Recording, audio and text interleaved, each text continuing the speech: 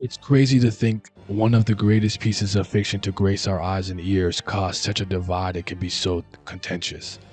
It is my honest belief that Avatar, and no, not the intergalactic space smurfs, I mean the real Avatar, the good Avatar, is one of the all-time greatest pieces of fiction across all media. How can anyone love one portion of it and hate the rest so much?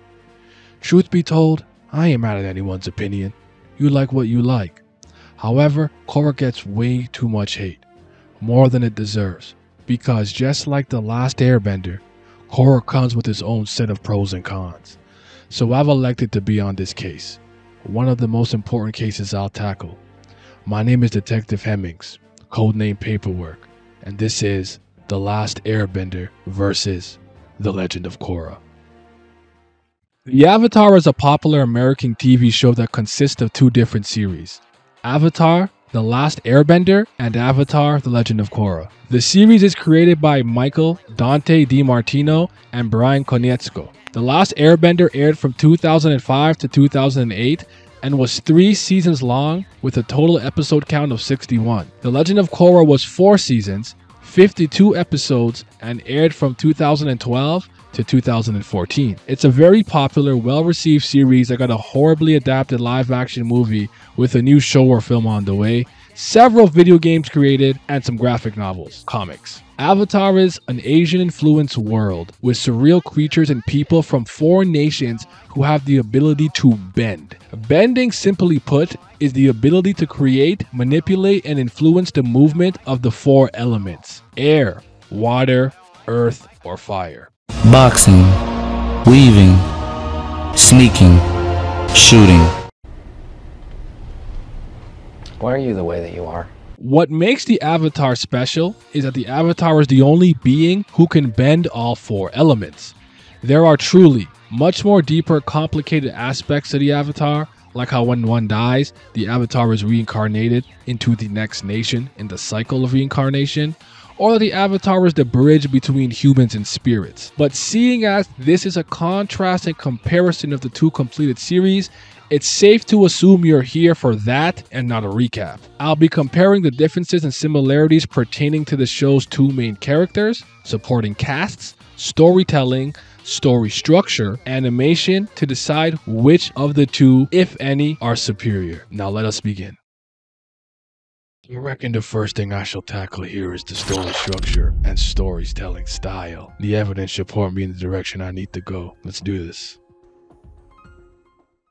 The Last Airbender is divided into 3 seasons, yet has one focused overarching plot: defeat Fire Lord Ozai and bring back balance to the world. Because of this more focused and simple nature, the stories and subplots flow together, creating a better sense of continuity between the seasons. Korra was originally meant to be a single season, but was extended to 4. Each season has a different antagonist and tackles a completely different theme. To keep it simple, mainly the 4 were communism, theocracy, anarchism, and fascism. It's interesting to note, while Aang was not as powerful as Korra off the bat, his story was primarily focused on getting enough power to defeat Ozai. Korra had all the muscles she could flex from a pretty young age.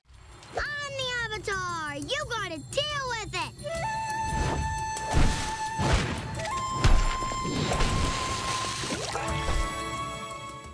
But her story was never really about needing more power. It was more about her growing mentally, spiritually, and having her ideals constantly challenged. Each season was something different for Korra. This offers 2 different styles of storytelling. One central plot for 61 episodes versus a different central plot per season. And who's to say which is better? The Last Airbender, for obvious reasons, has the better animation and action sequences. With the experience from The Last Airbender and more money in their budget, they were able to improve upon the visuals. Money is not the determining factor of whether or not something is well animated. It's things like pre-production schedule, time, a competent team, especially at the top, plus more things. But money can help in many ways, so I mentioned it.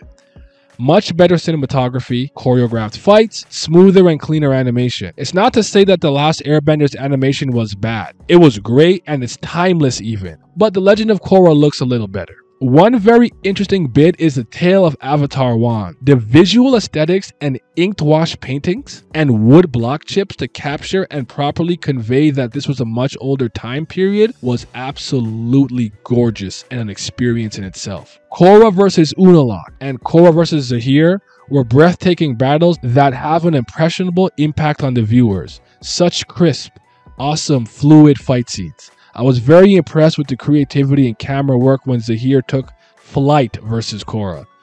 I also found it cool to see the combat evolve more into a mixed martial arts MMA style, like if bending trends naturally progressed in that direction, even with the games that they played. But truly, I'd honestly give Korra the edge here.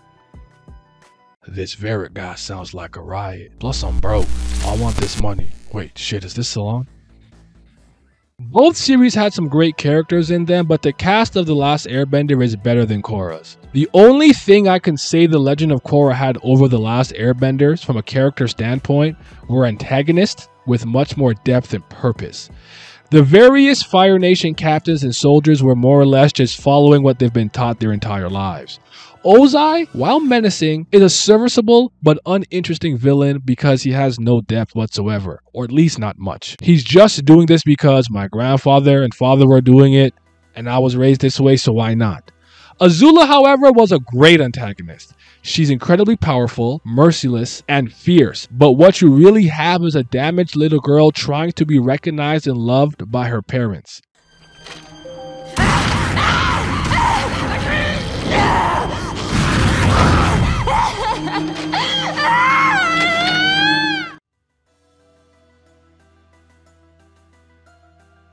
She wants to be praised by her father and always felt her mother hated her.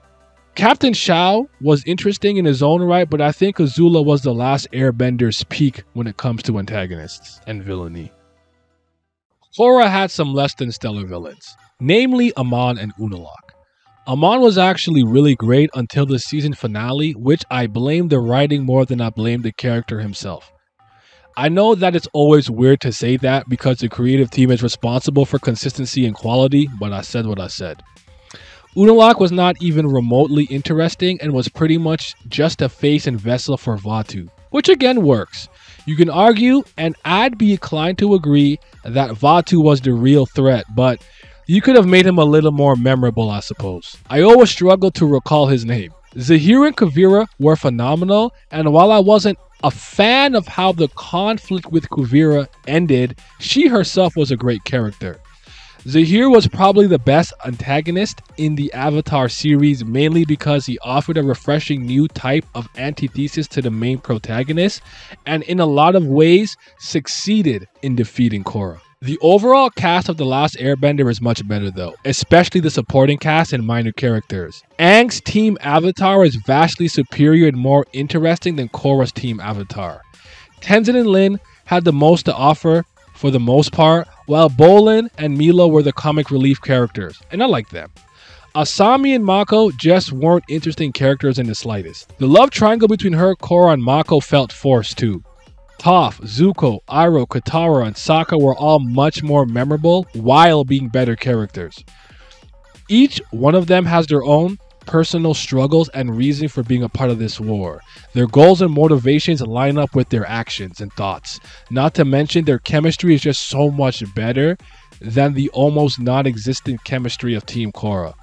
Even the run-of-the-mill characters you didn't see often had lasting appeal. Remember Foaming Mouth Guy?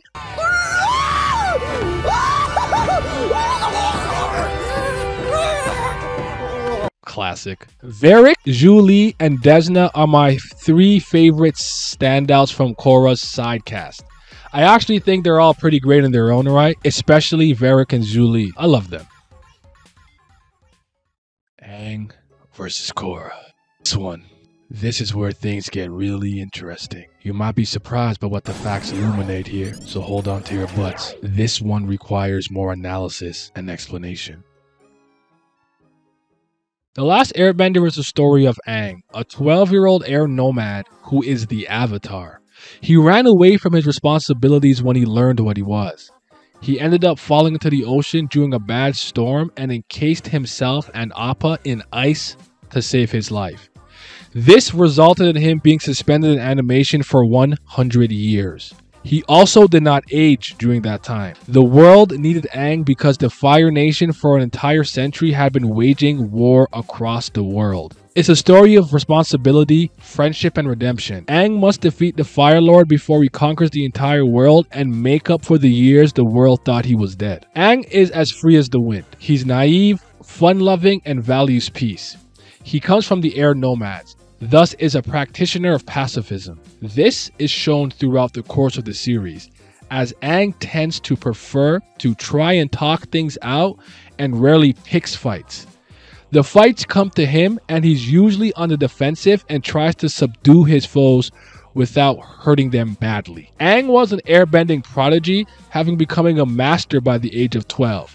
He was also very spiritually powerful, but underneath Aang's seemingly carefree exterior lies the burden of seeing how much pain and suffering the world went through because he wasn't there when they needed him the most. In addition to that, the first nation the Fire Nation wiped out were the Air Nomads. This means Aang lost all his people and future generations of airbenders. Aang was the last airbender in the world. The sequel, Legend of Korra, is the avatar after Aang, and she's from the Water Tribe. Korra's struggles and trials as an avatar differ greatly from Aang, as she has to stop and deal with various different world problems. This is the world of Avatar 70 years after the end of The Last Airbender, primarily taking place in Republic City, a city where normal people and benders from across all different nations live together. After training for years on a secluded island to master 3 elements, Korra sets off to the city to learn airbending. Korra, on the other hand, is almost the complete opposite of Aang. She's assertive, headstrong, stubborn, and quick to pick a fight. Her aggressive nature causes her to attack and fight people without fully understanding the context and the situation and possible ramifications of her own actions. Korra was a prodigy, having mastered 3 elements by the time she was 17 and having been able to bend 3 of them without training, as a child even. She's powerful, fierce, talented physically, but suffers from being bad mentally and spiritually. Korra was ignorant to the world around her, having been secluded from it for 13 years, and is trying to find her place. Under her defiant nature is a girl who has trouble controlling her emotions and is eager to help the world as the Avatar, but doesn't fully understand how to do that. The Avatar is supposed to keep harmony and balance between the real world, the spirit world, and the 4 nations: the Water Tribe, the Fire Nation, the Earth Kingdom, and the Air Nomads. Comparing the 2 avatars, they have a lot of differences and similarities. Korra is a physically much more capable fighter and bender than Aang, but Aang was more spiritually in tune, and I would argue he was mentally more sound. Aang never originally wanted to be the Avatar, while Korra relished in its title. I'm actually an earthbender. I'm sorry, no, I didn't mean to assume. Because I was just figuring, with your Water Tribe getup, that you are a Water Tribe gal. No, you're right. I'm a waterbender and a firebender. I'm very confused right now.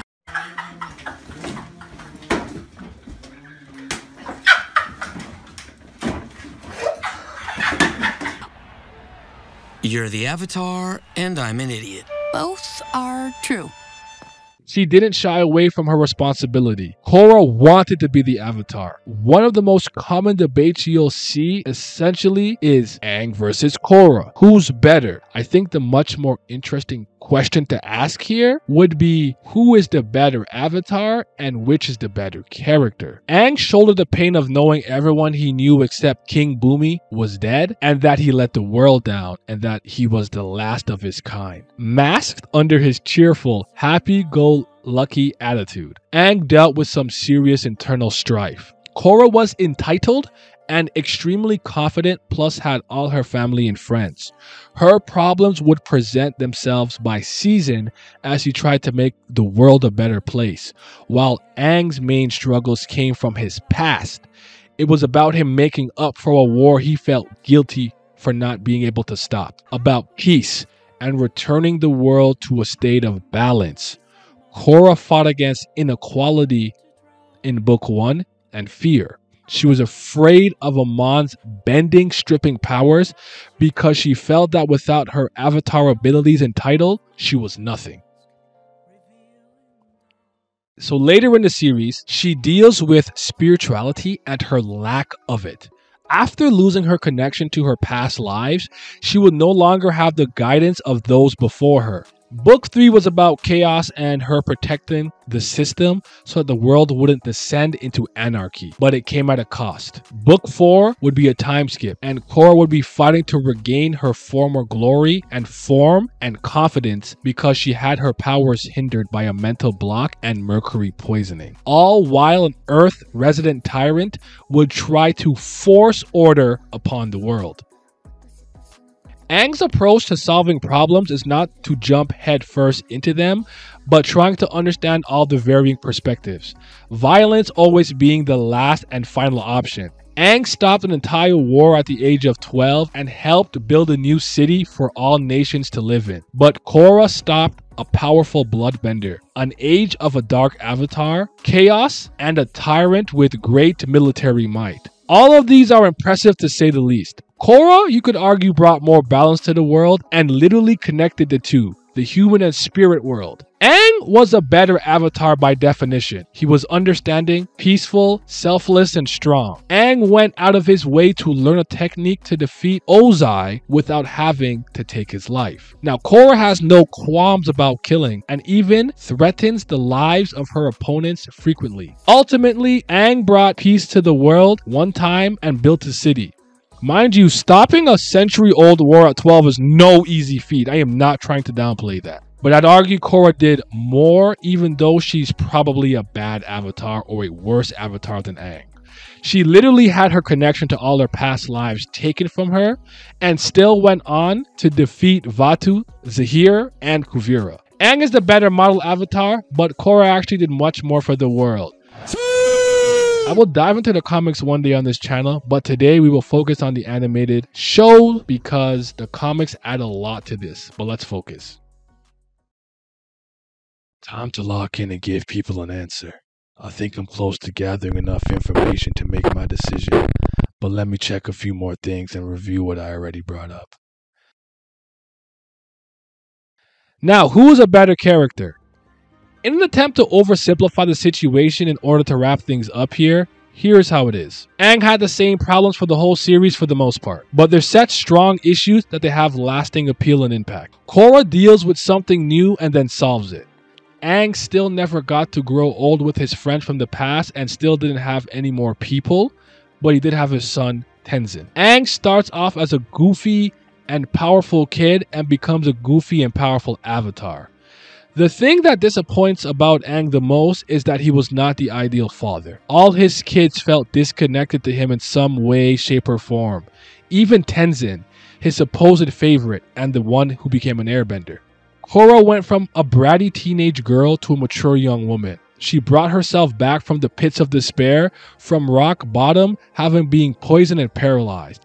She fought and eventually came back stronger than ever. She regained her connection to Rava, but never the other avatars, thus in a sense, became the new first avatar in a new cycle. For this debate, I'd say Korra is the character with the most depth, but Aang is the better avatar.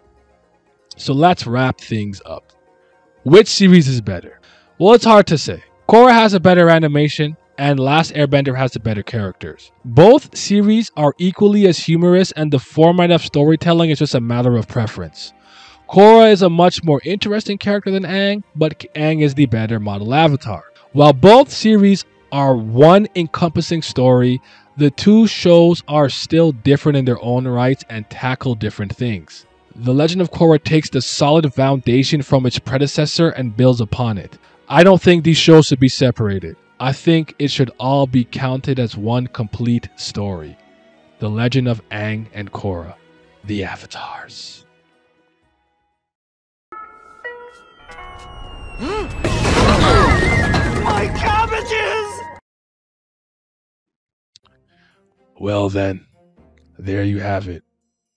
The biggest and greatest case of my life so far ends with a fence-sitting answer. There are two sides of a coin that tell a full story in my eyes, but perhaps you think differently, and I'm all ears if you want to fight about the facts of this case, so comment below. But consider this case solved. Detective Hemmingz, codename Paperwork, signing out, and thanks for watching.